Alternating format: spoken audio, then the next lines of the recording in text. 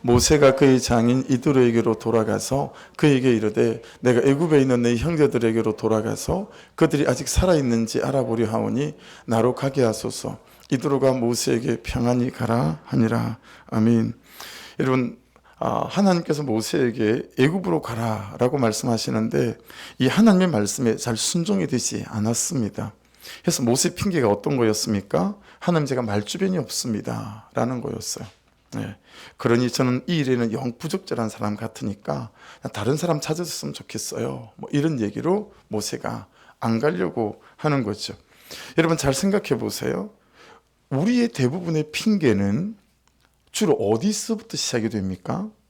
대부분의 핑계는 그 사람입니다.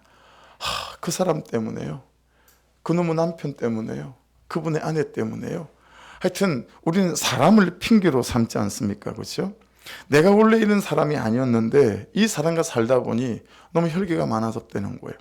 이 사람과 살다 보니 내가 너무 강팍해졌다는 거예요. 너무 고집도 세지고 목소리도 커지고 그렇게 되어졌다라고 하는 거죠. 사람이 핑계가 되지 않으면 이 현실을 핑계로 삼습니다.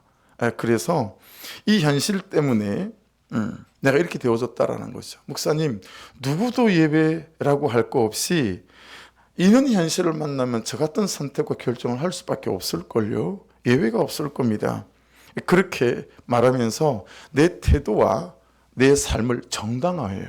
남편에게 그렇게 대하는 거, 자식에게 그렇게 대하는 거, 그리고 부모님에게 그렇게 대하는 걸 다 정당화해요. 이런 핑계를 갖다 댄다라고 하는 거죠.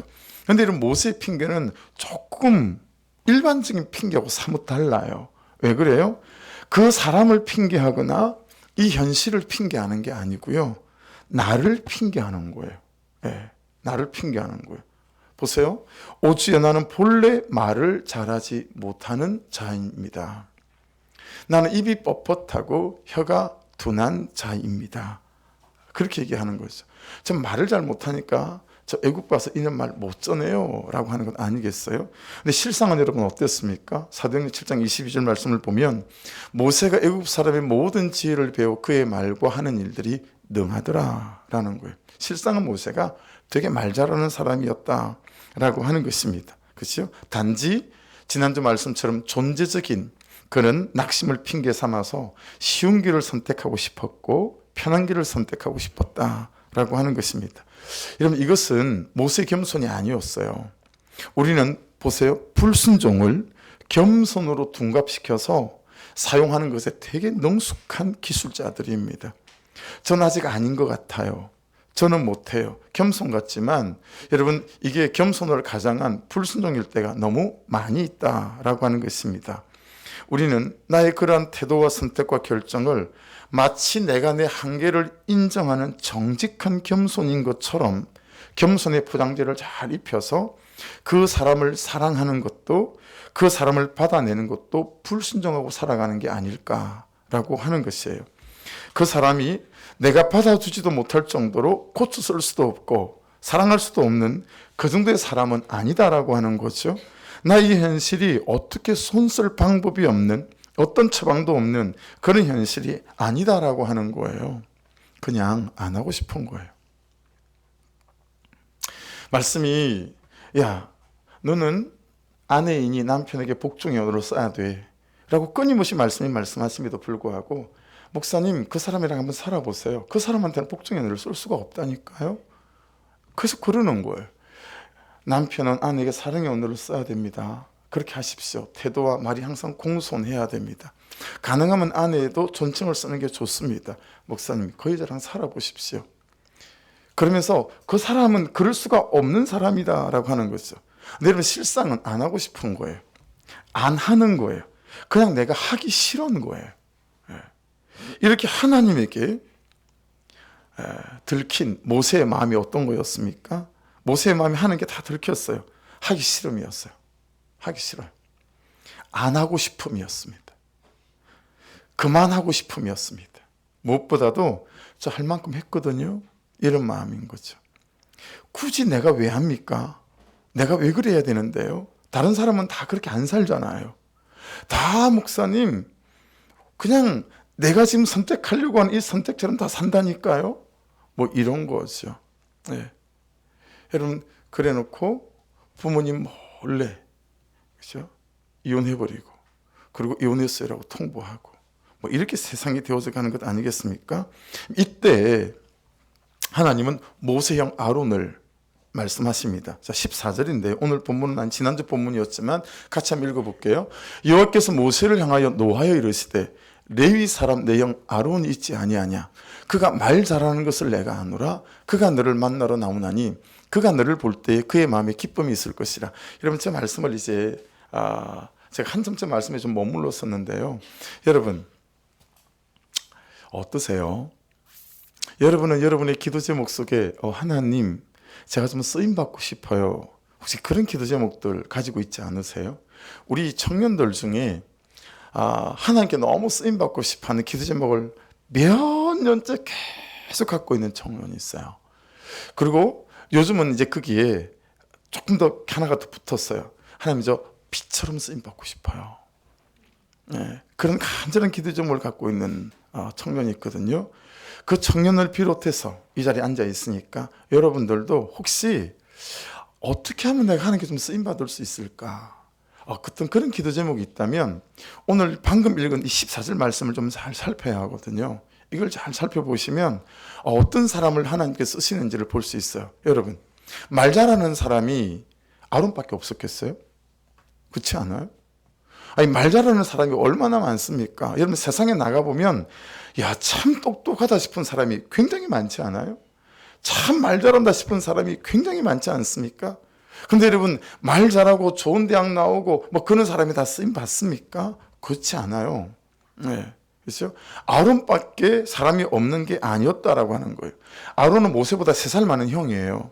근데 여러분 아론이란 이름의 뜻이 뭐냐면 굉장히 총명하고 똑똑한 사람이란 뜻을 갖고 있는 게 이 아론의 뜻이에요. 누가 봐도 아론은 일처리가 아주 야물딱지고 말이 참 앞뒤가 맞도록 조리 있게 사람들을 설득하는 것도 참 잘하고 이런 사람이 이 아론이었다라고 하는 거예요. 그런데 여러분 하나님이 단지 아론을 말 잘하는 것으로 아론을 세운 건 아니다 라는 것을 알 수 있어요. 3가지로 나눠보면 이렇게 되어져 있어요. 그가 말 잘하는 것을 내가 아노라. 두 번째는 보세요. 뭐냐면 그가 너를 만나러 나오나니. 그리고 3번째는 그가 너를 볼 때 그의 마음에 기쁨이 있을 것이라. 이렇게 하나님께서 모세에게 말씀하십니다. 하나님은 말 잘하는 건 이제 우리가 좀 나눴으니까 빼고요. 지난주에 두 번째 그가 너를 만나러 나오나니 그렇게 말씀하고 있습니다. 여러분 지금 모세는 어디에 있는 거죠? 미디안 강야에 있어요. 그럼 아론은 어디 있죠? 애굽에 있어요. 그죠? 애굽에 있습니다. 만나지 못한 세월이 40년이에요.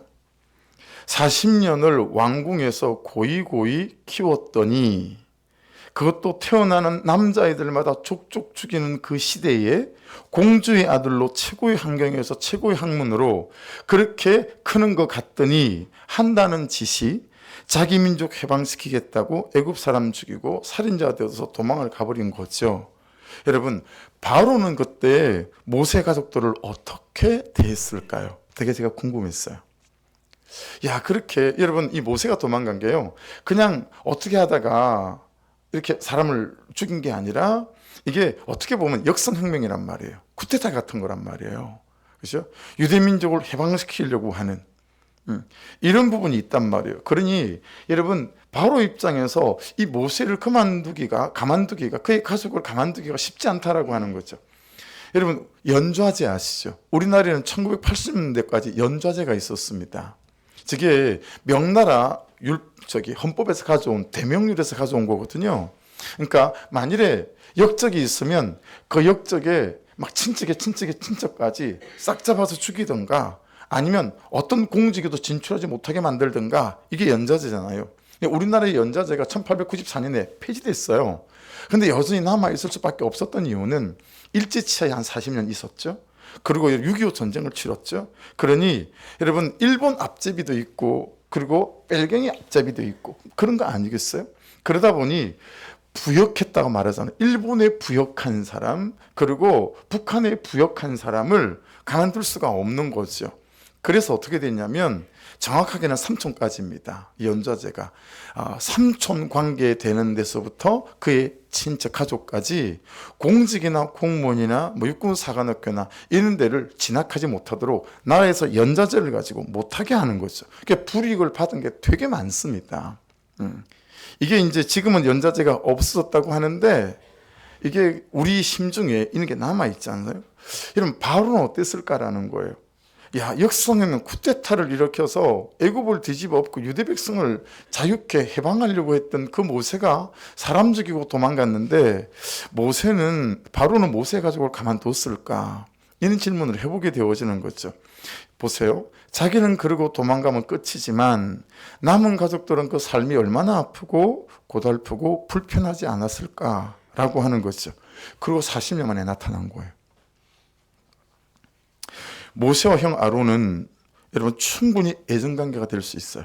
갈등관계가 될 수 있고 깊은 오해와 다툼이 있을 만한 관계일 수 있다라고 하는 거죠. 그런데 여러분 참 평범해 보이는 말이지만 아론이 그 동생 모세를 만나러 나온다라고 하는 거예요. 자, 여러분 잘 한번 생각해 보세요. 출애굽이라고 하는 우리나라로 치면 일제치하에서 해방되어지는 거예요. 애굽에서 430년 가까이를 노예로 종으로 살다가 그 200만이 넘는 민족을 이제는 탈출시키는 대역사예요. 그 대출애굽이라고 하는 이 역사가 어디서부터 출발이 되어지는가, 무엇에서부터 시작되어지는가 하면 아직 세상이 이름도 모르는 한 사람, 그리고 또 다른 한 사람이 서로를 오해를 풀고 누구는 용서를 가지고 오고 누구는 그 용서를 받아주는 이런 여기에서부터 이 출애굽이라는 대역사가 시작이 되더라라고 하는 것입니다. 이게 대단히 중요한 지점이라고 봐요. 여러분 한 사람은 용서를 구하고 한 사람은 용서를 받아주는 데서부터 시작이 된다는 거예요. 그러니 여러분 이 말씀을 잘 유념하셔야 돼요. 우리 가정은 왜 이렇게 행복하지 않을까? 내 인생은 왜 고달플까? 이런 생각 우리 하기 쉽지 않습니까? 근데 정말 별 인생이 없어요. 여러분 대단한 학벌을 가지고 있고 대단히 돈을 벌면 행복할 것 같지만 여러분 저는 대단한 학벌을 가진 제자들도 많고요. 저는 사업할 때 대단히 돈을 많이 버는 사람, 여러분 제가 톱 클래스 연예인들하고 1년을 살았잖아요. 딴따라 하면서. 그 사람들을 그 시대에 가장 인기 있었던 주현미 씨, 이덕화 씨하고는 여러분 1년 내도록 새벽마다 공을 쳤어요. 예. 박남정 씨, 그 시대에 김종찬 씨, 김범용 씨, 그때 막 뜰 때였었어요. 제 19살 막 이럴 때. 그런 사람들하고 1년 동안 살면서 다 봤거든요.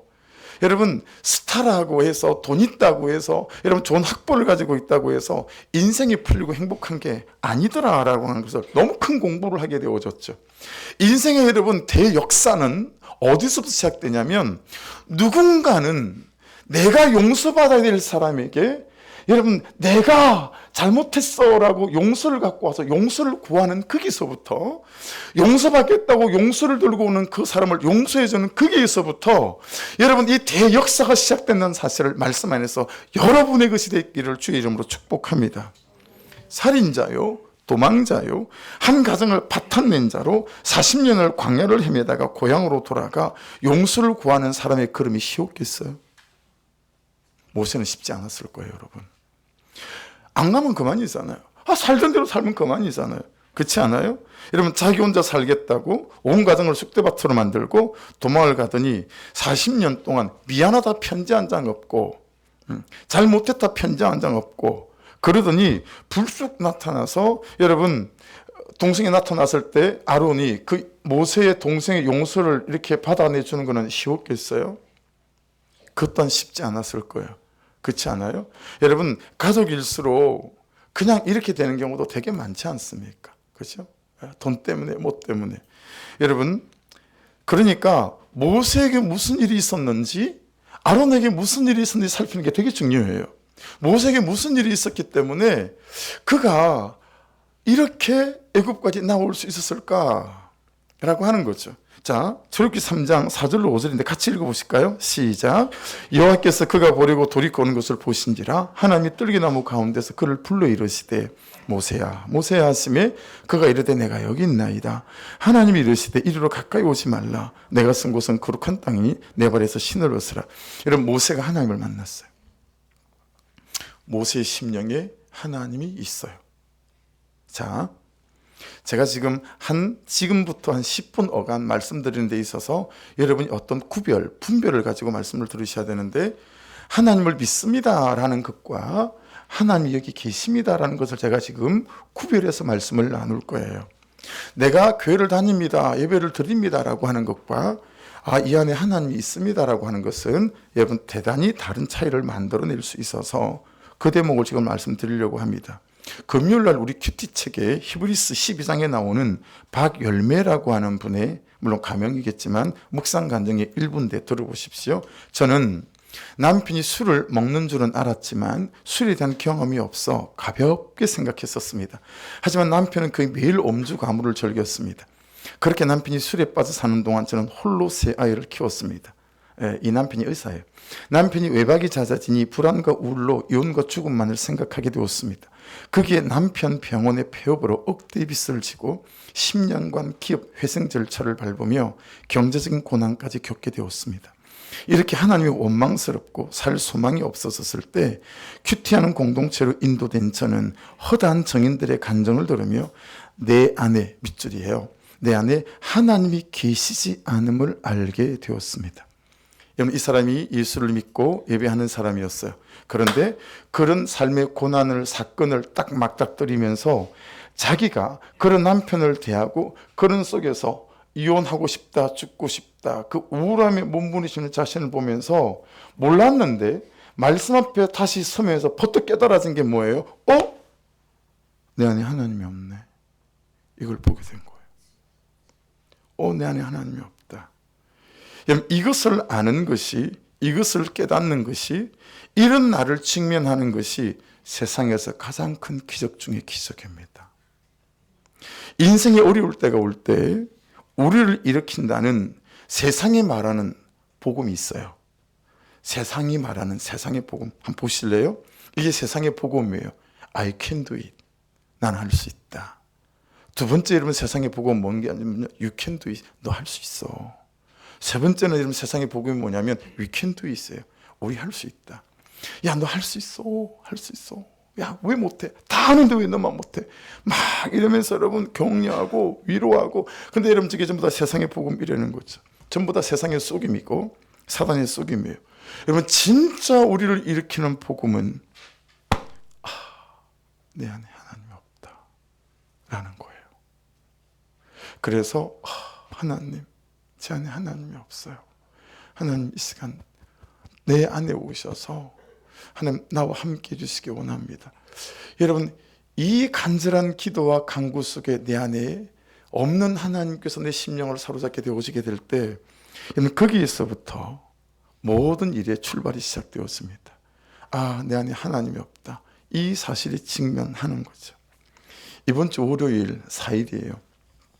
가만가만 단톡방에 적용이 올라온 내용인데, 앞이 캄캄함에 아내와 통화 중 기도가 왕도인데 통곡하는 죄에 사과하고 다시 그는 하나님 하며 다시 길을 묻는 하루를 살겠습니다.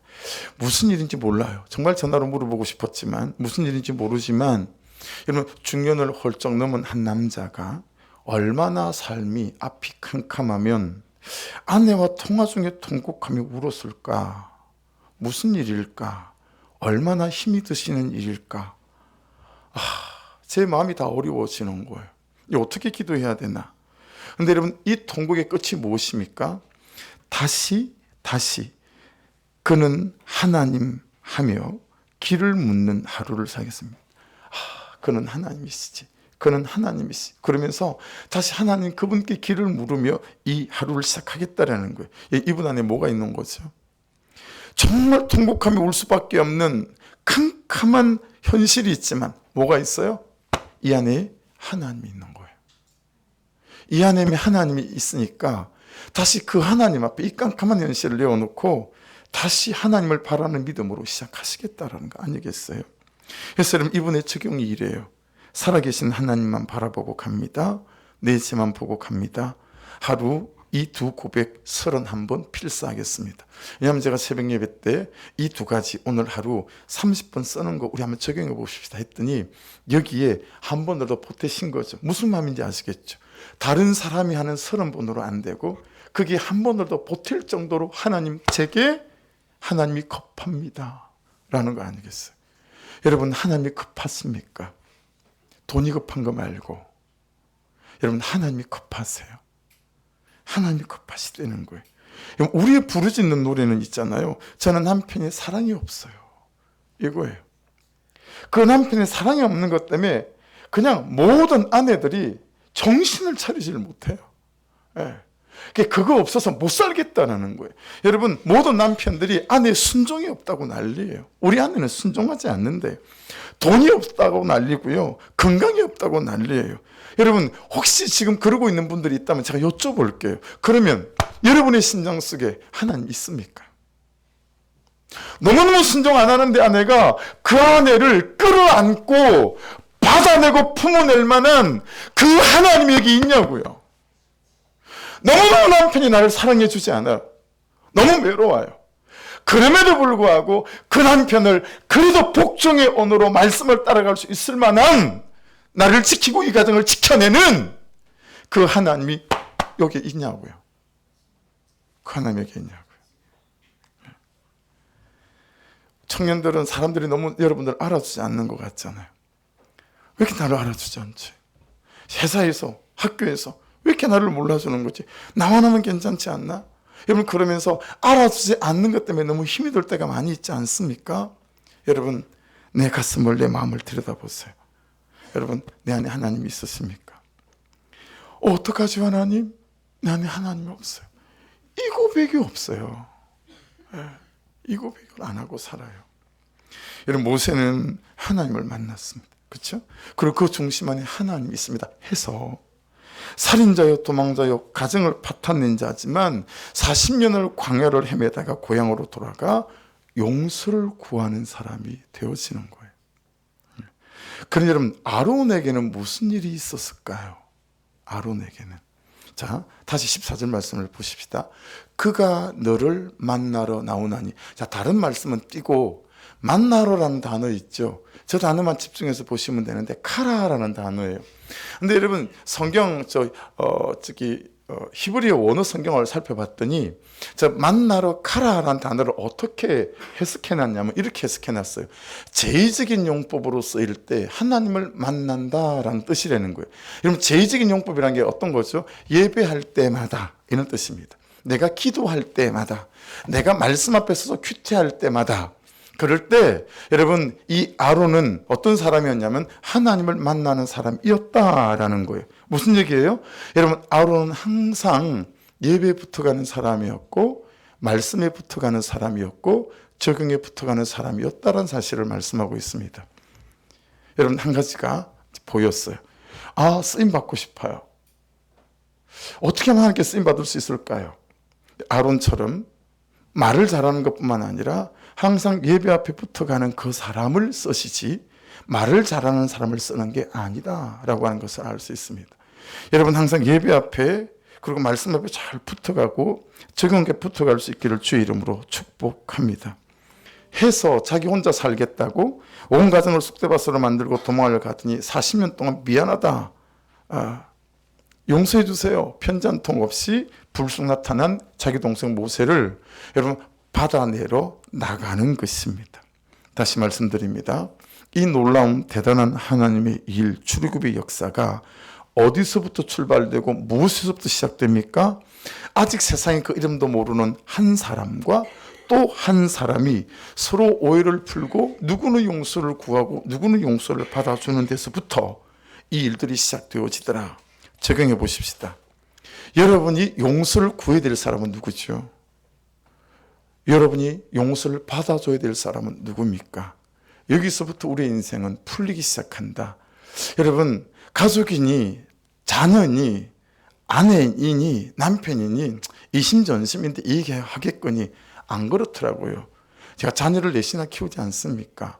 그죠? 내가 충분히 표현을 한 것 같아요. 충분히 내가 정말 살아온 날이 정말 이들한테 죄인으로 살은 것 같아. 맨날 성적 우상에 학벌 우상에 도대체 이걸 어떡하니? 그런 태도를 보이고 삶을 보인 것 같아요. 그럼에도 불구하고요. 여러분 우리 자녀들이 저한테 요구하는 건 뭔지 아세요? 아빠 한 번도 그 문제에 대해서 정식으로다가 나에게 그 부분이 정말 미안하고 잘못한 것 같아. 용서를 구한다라고 왜 말하지 않는 거죠? 라고 요청하는 거예요. 그리고 그 요청대로 고백했더니 그걸 받아주고 해결이 되어지더라고요. 사랑하는 여러분, 별 인생 없고 대단한 가정 없고 대단한 인생 없어요. 용서해 줄 사람을 용서하시고 그리고 용서를 해야 될 사람에게 용서하는 구하는 그런 은혜가 있기를 주의 이름으로 축복합니다. 여러분 예수님께서 십자가를 질 때 사람들은 되게 우습게 생각했어요. 세상을 구원하기 위해 메시아가 할 일이 얼마나 큰 일이 많고 사람들의 입이 쩍 벌어지게 만들 만한 휘황찬란한 일이 많습니까? 그렇죠? 막 구름을 타고 오셔도 되고 그렇지 않아요? 막 바람을 타고 오셔도 되고 막 천둥 번개로 막 오셔도 되고 얼마나 대단한 일이 많습니까? 근데 세상에 메시아라고 말하는 분이 그냥 십자가 지더니 십자가 매달리더니 십자가에서 죽어버리는 거예요. 거기다가 여러분 이 유대인들이 붙잡고 있는 구약 성경 신명기 말씀에는 나무에 매달린 자마다 저주받은 자라 이렇게 되어져 있어요. 그래서 유대인들의 관념 안에는 나무에 매달리면 저주받는 일이기 때문에 나무에 안 매달리려고 해요. 그런데 메시아하고 말하는 예수님이 십자가에 매달려 버린 것 아니겠습니까? 그냥 십자가 치고 말고 그냥 이게 끝나버린 거예요. 물고기 2마리로 여러분 보리떡 5개로 5,000명을 먹일 때 죽은 자들을 막 살려내실 때 그리고 병자들을 막 고칠 때 구름 같은 사람들이 예수님을 추종했어요. 여러분 예수님이 예루살렘에 들어오실 때 얼마나 인파가 많은지 그들이 여러분 예루살렘 그 성문까지 8개의 문 중에서 미문으로 들어가셨거든요. 그게 종려나무로 다 깔았어요.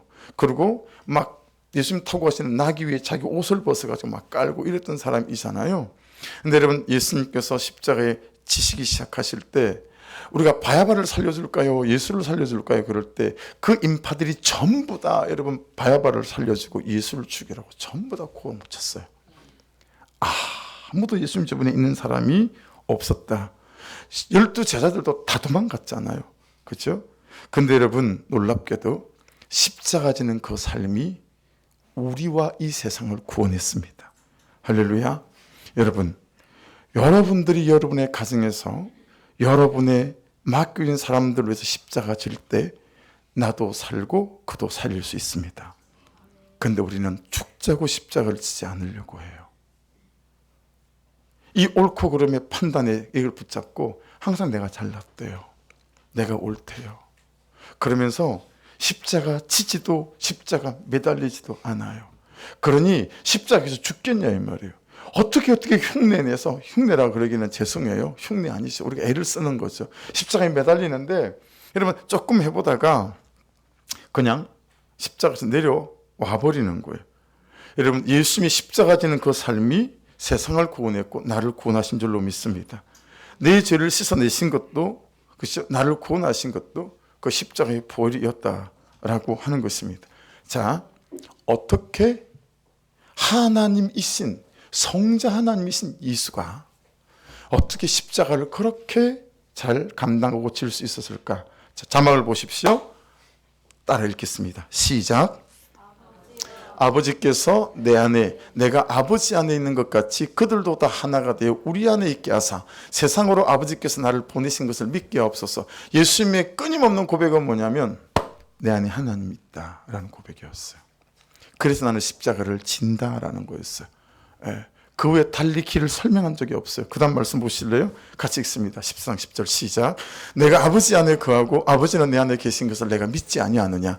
내가 너에게 이르는 말은 스스로 하는 것이 아니라 아버지께서 내 안에 계셔서 그의 일을 하시는 것이라. 할렐루야. 제 말씀을 보세요. 여러분 내가 하려니까 안 되는 거예요. 아니 내가 못해요. 어떻게 그 아내를, 그 남편을, 그 자녀를, 그 부모님을, 그 사람을 어떻게 내가 사랑하고 섬길 수 있겠어요?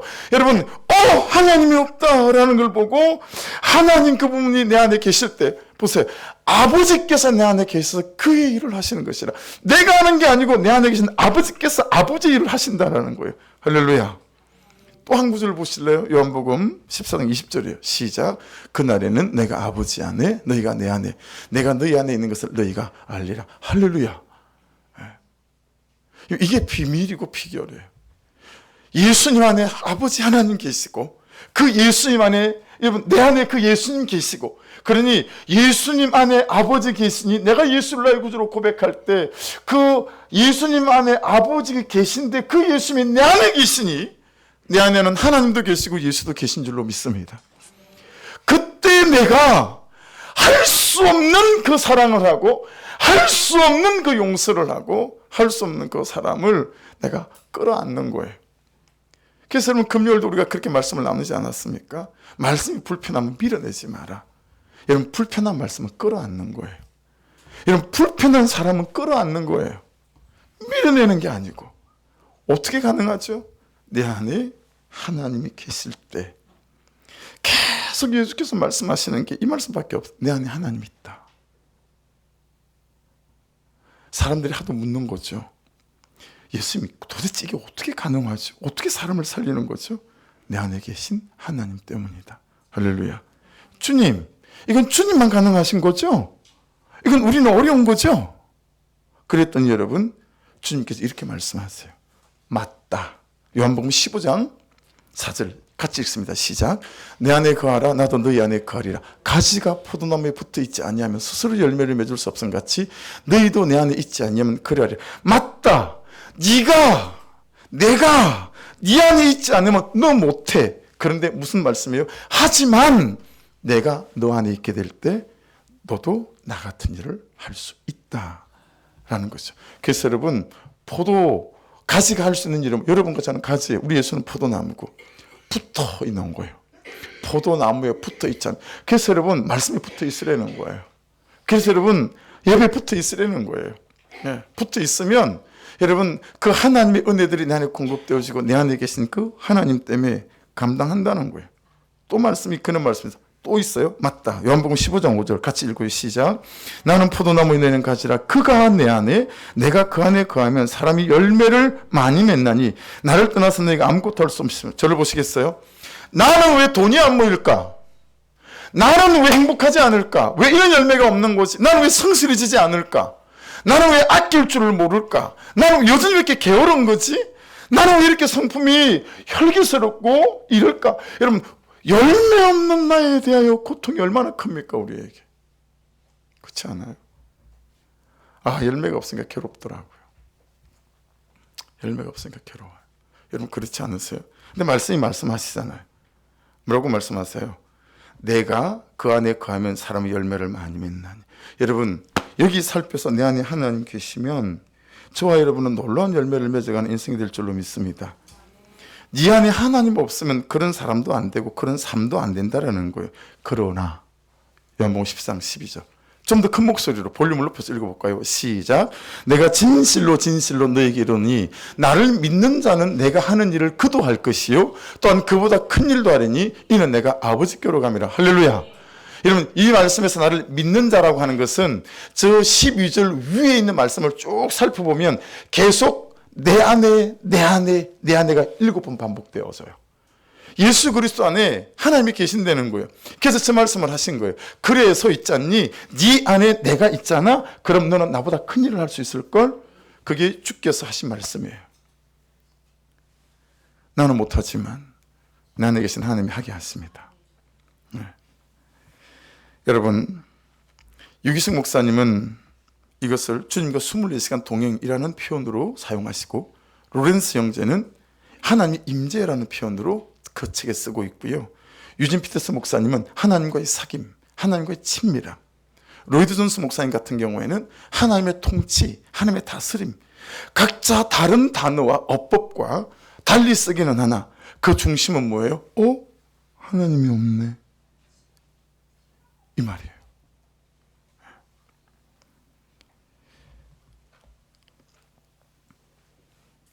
세 번째, 어떻게 하나님께서 아론을 부르시고 썼을까? 그가 너를 볼 때 그 말씀 보시겠어요? 예, 조금 약간 뛰어넘어서 세 번째가 여러분 18절에 보시면 그가 너를 볼 때 그의 마음이 기쁨이 있을 것이라 그렇게 이제 말씀하고 있습니다. 여러분 아론이 모세를 딱 보는 순간 아론의 마음에 모세를 향한 기쁨이 있을 거라는 거예요. 왜 그럴까요? 아론이 항상 예배에 붙어가는 사람이었고 아론 안에도 하나님 그분이 계시기에 정말 꼴보기 싫었는데 왼수 같았는데 그를 보는 순간 마음의 기쁨이 확 존재적으로 기뻐지는 거예요. 어제도 토요일 날이라 오후 4시에 전도하러 갔거든요. 로데오에. 그랬는데 어제 본전 뽑았어요. 왜 본전을 뽑았냐면 병민이를 만났거든요. 우리 중고등부 다니던 병민이를 만났어요. 야, 그냥 걔를 쳐다보는 순간 야, 정말 이게 기쁨이 그냥 확 일어나는 거예요. 오락실에 게임하러 간대요. 직장 다니거든요. 뭐 오고 안 오고 관계없이 걔가 존재적으로 너무 그냥 기쁜 거예요. 여러분 그럼 걔가 제가 존재적으로 자기를 기뻐하는지 아는지 알겠어요? 모르겠어요? 완전 알 거예요. 왜냐하면 저만치 있는데 제가 여기서 병민이다! 그랬으니까 송기부 집사님 흉내 좀 냈죠. 그랬으니 걔도 알겠죠. 왜 나를 저렇게 기뻐하나 생각할 수도 있겠지만 내 기쁨이 걔한테 전달되겠죠. 여러분 하나님이 이게 계시면 내 기쁨이 생기고 내 기쁨이 그에게 전달되고 그 기쁨이 그를 살리는 역사들이 나타나게 될 줄로 믿습니다. 기억해야 될 사실은 뭐냐면 도망을 간 자도 남은 자도 하나님의 구속사 안에 있는 사람들이다라는 거예요. 우리는 모두가 하나님의 구속사 안에 있는 사람들입니다. 나도 구속사 안에 있고 너도 구속사 안에 있는 것입니다. 할렐루야. 그러니 누가 가든 가야 합니다. 여러분 가시겠습니까? 누가 받아내든 먼저 받아내야 됩니다. 여러분 먼저 받아내시겠습니까? 누가 먼저 시작하든 시작해야 됩니다. 그래야 이 구속사가 시작될 수 있습니다.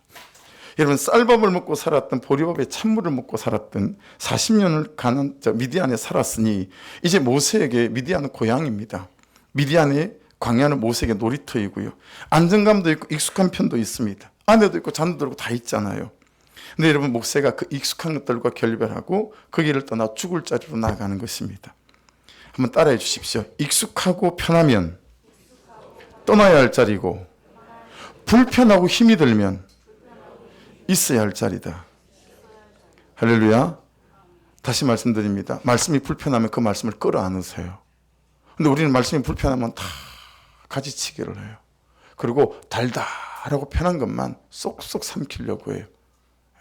여러분 말씀이 불편하고 그 사람이 불편하면 끌어안을 만한 내 안에 하나님 계시네. 이 인생 될 수 있기를 주의 이름으로 축복합니다. 여러분 18절과 19절인데 오늘 말씀 중에 다시 말씀을 잘 보십시오. 잘 유념해서 천천히 한번 보십시오. 모세가 그의 장인 이드로에게로 돌아가서 그에게 이르되 내가 애굽에 있는 내 형제들에게로 돌아가서 그들이 아직 살아있는지 알아보려 하오니 나로 가게 하소서. 장인들은 그러니까 장인 이드로가 그래 사위 평안히 가시게 했어요. 자 그랬는데 19절에 그럼 가면 그만 아니에요? 근데 19절 말씀을 보세요. 다시 하나님께서 모세에게 나타났어요. 여호와께서 미디안에서 모세에게 이르시되, 여러분 모세 하나님한테요 그 뜰개나무에서만 나타나신 게 아니에요. 다시 나타나신 거예요. 여호와께서 미디안에서 모세에게 이르시되 애굽으로 돌아가라. 내 목숨을 누리던 자가 다 죽었느니라. 여러분 저 말씀을 잘 묵상해 보면 18절과 19절 사이에 여백이 있어요. 횡간이 있단 말이에요. 아니 갑자기 하나님께서 모세에게 저 말씀을 왜 하셨지? 아니 장인어른 저 가야 돼요. 그래 사위 잘 가게. 그러면 그냥 가면 그만인데 갑자기 19절 말씀에서 모세 있잖니 너를 노리던 자가 다 죽었어. 그렇게 지금 하나님께서 말씀하시는 거 아니겠어요? 여러분 모세 안에 뭐가 있었다라는 거예요? 두려움이 있었다라는 거예요. 그렇죠? 가면 죽을 것 같은데 두려움이 있었다라는 거죠. 근데 하나님께 뭐라고 말씀하시는 거죠? 네 목숨을 노리던 자가 다 죽었다라는 거예요. 너를 죽일 사람 없다. 애굽에 들어가도 죽을 일 없다. 여러분은 계산부터 하시죠. 내가 이렇게 하면 이렇게 하지 않을까? 내 남편이 그 사람이 계산부터 하잖아요. 그런 두려움이 있는 거예요. 근데 애굽에 들어가도 죽을 일이 없대요. 여러분, 이 말씀이 우리에게 어떻게 들려야 하냐면 이렇게 들려야 합니다. 모세야, 네 목숨을 노리던 자가 다 죽었다. 너를 죽일 사람도 없다. 다른 것은 다 죽었는데 모세 너만 죽으면 된다 라는 거예요. 이 말씀 여러분 해석되세요? 너를 목숨을 노리는 사람은 다 죽었대요. 너만 은혜 아래서 정말 말씀 안에서 너만 죽어지면, 십자가를 지면 이 모든 일들이 시작될 수 있다라는 거예요. 사랑하는 여러분, 우리는 다른 사람은 죽어라 죽어라 하는데 내가 죽지 않아요.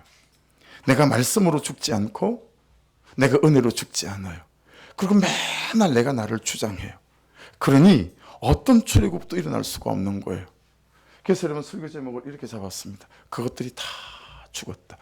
여러분, 여러분을 막아설 것들은 예수께서 십자가의 보혈을 흘리시고 죽으실 때 다 죽었다. 아멘. 나만 복음으로 죽고 나만 예수로 죽고 나만 은혜로 죽으면 그때부터 일들이 시작될 수 있다라는 거예요. 근데 우리는 내가 죽지 않습니다. 너만 십자가 지면 되고, 너만 십자가 매달리면 되고, 너만 십자가에서 안 내려오면 되고, 너만 십자가에서 죽으면 된다라는 거예요. 근데 여러분, 이 이야기를 우리 주님도 십자가에서 하셨죠. 이 말씀 한번 보실래요? 요한복음 19장 30절인데요. 예수께서 신포도주를 받으신 후에 이르시되 다 이루었다 하시고 머리를 숙인 영혼이 떠나가시니라. 그러면서 다 이루었다는 많이 들어보셨죠? 테텔레스타이. 우리나라 현재 삼성이나 LG끼리 거래를 했어요. 그래서 300억을 빌렸어요. 300억을 갚고 이럴 때만 쓰는, 일반 그 당시에 평민들은 저 단어를 써본 적도 없고 사용해 본 적도 없고 들어본 적도 없는 말이 저 테텔레스타이예요. 엄청난 돈을 주고 받고 할 때 한 푼도 없이 다 갚아서 이제 깨끗해요 라고 하는 단어가 저거거든요. 근데 예수님께 십자가에 죽으시면서 7가지 말씀하시잖아요. 그 중에 하나가 저 다 이루었다라는 거. 다 갚았다. 기훈아, 다 갚았다. 예. 그러니 네 안에 하나님 계시고 그 하나님의 통치 안에 살아가게 될 때 네가 어떤 사건 앞에서든지 거기에서 하나님의 구원을 보는 구속사가 될 줄 믿는다. 할렐루야.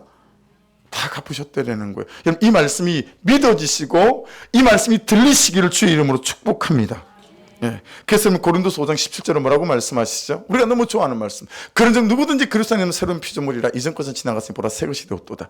여러분, 아침에 눈 뜰 때마다 이거 선포해야 돼요. 와! 하늘도 새 하늘이고 땅도 새 땅이고 날도 새 날이고 나도 새 사람이네.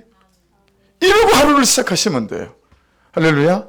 어제 실패에 붙잡히고 어제 분노에 붙잡혀서 아침에 눈 뜨는 순간 또 울고락불고락 그 문제와 그 염려 때문에 묶이면 아무것도 될 것이 없다라고 하는 것입니다. 화요일날 가만가만 묵상에 올라온 묵상인데 들어보십시오. 어제 만남 속에 살아계신 하나님도 없고 내재도 온데간데 없고 오직 판단으로 인한 분노만 살아있어 마음껏 시원하게 저주하는 시간으로 즐겼습니다. 이러면 안 되는데 이게 아닌데 하였지만 그 자극 앞에 나는 무너졌고 그는 나보다 옳습니다가 된 것 같았지만 아니었음을 확인하는 시간이었습니다. 그리고 그 마음의 무거움이 저녁 시간을 이끌고 몸이 아팠습니다. 누가 하라고 한 것도 아니고 꼭 해야 하는 것도 아닌데 이렇게까지 해야 하나라는 굳이 할 거 없다는 생각에 오늘 순종하기로 한 결심 앞에 마음이 산산조각이 납니다. 주여, 하나님 자체만이 상급인 것을 도대체 뭘 바라고 있는지 나 이 죄를 그분의 분노를 툭 풀지른 나를 가지고 말씀 앞에 나아갑니다. 이렇게 가만가만을 올리셨어요. 이게 여러분 우리의 삶 아니겠어요? 맨날 엎어지고 자빠지고 또 일어나고. 여러분 오늘 마지막 20절 말씀을 보십시오. 2가지만 거기서 저와 여러분 붙잡으면 됩니다. 모세가 그의 아내와 아들들을 나귀에 태우고, 이런 모세가 혼자 가지 않았어요. 아들도 나귀에 태우고 아내도 나귀에 태웠어요. 여러분 잘 기억해 보십시오. 모세는 남겨둔 거 없이 그냥 완전히 떠났어요. 적당히 떠나지 않았어요. 이런 거죠. 반걸음 가고 저 사람이 반걸음 오는 걸 보고 또 반걸음 가고 이러지 않았다는 거예요. 내가 give 주었어요. and take 받았어요. 그래? 그럼 또 반걸음 가고 이러지 않았다는 거죠. 그냥 모세는 그의 아내와 아들들까지 전부 다 나귀에 태우고 완전히 떠났다라고 하는 것입니다. 그를 보지 않고 하나님만 보고 내 죄만 보고 이 걸음을 갔다라고 하는 것입니다. 두 번째, 여러분 모세가 하나님의 지팡이를 손에 잡았더라라고 말씀하고 있습니다. 여러분 모세가 붙잡은 것이 뭐죠? 하나님의 지팡이요. 원래 모세 거였는데 이 지팡이는 하나님의 만지심을 받은 지팡이였었습니다. 사랑하는 여러분, 하나님으로부터 만져지는 나로 날마다 설 수 있는 은혜가 있기를 주의 이름으로 축복합니다. 한 2달 전에 서점에 갔다가 책 제목이 하나가 쑥 들어왔는데 어떻게 살 것인가. 근데 그런 류의 책들이 많으니까 그 책을 안 샀을 텐데 그 저자가 이 사람이 이런 책을 써? 싶어서 그 책을 샀어요. 그 저자가 누구냐면 유시민 씨예요. 정치하는 사람 아시죠? 유시민 씨가 이런 책도 쓰나? 너무 신기해가지고 그 책을 샀어요. 그리고 이번 주간에 그 책을 읽었는데요. 제일 먼저 읽었던 무슨 챕터가 어디냐면, 여러분, 유시민 씨가 어떻게 살 것인가에서 이런 챕터가 있어요. 나는 영생이 싫다. 너무 도전적이잖아요. 이것 봐라. 그래서 이제 그걸 먼저 읽게 됐어요. 거기에 나오는 책 내용에 가장 한 2줄만 옮겨드리면, 사랑, 기쁨, 행복, 열정, 환희 등 삶에 기중한 모든 것은 지금 여기에, 오로지 지금 여기에만 있다. 그 너머에는 아무것도 없다. 지금 여기를 넘어서려는 집착과 망상은 삶의 기쁨을 갉아먹는다. 열정을 엉뚱한 곳으로 인도한다. 그래서 나는 영생이 싫다. 이렇게 적어놨어요. 그리고 예를 막 들었어요. 찰스 다윈부터 해가지고 막 예를 막 들고요. 진시 황제 막 예를 들고 막 예를 들어놨어요. 여러분, 정말 모르는 얘기죠. 사랑 여러분, 우리가 십자가를 지는 이유는 십자가 뒤에 부활이 있기 때문입니다. 여러분, 우리가 영생을 바라보고 가는 이유는 부활이 있기 때문입니다. 사랑하는 여러분, 자꾸 십자가를 져야 된다, 십자가를 져야 된다 그러니까 되게 힘들어들 하세요. 근데 여러분, 뒤에 뭐가 있기 때문이죠? 부활이 있기 때문입니다. 할렐루야. 내 죄를 보라 하니까 그렇게 힘들어들 하세요. 뒤에 뭐가 있기 때문입니까? 나를 살리고 그를 살리고 가정을 살리는 부활이 있기 때문입니다. 십자가에서 죄를 보고 인정하고 드리면 죽은 내가 부활하게 될 줄로 믿습니다. 죽은 관계가 부활하고 죽은 가정이 부활합니다. 할렐루야. 여러분, 나는 감당할 수 없지만 내 안에 계신 그 하나님께서 감당하는 역사들을 허락해 줄 줄로 믿습니다.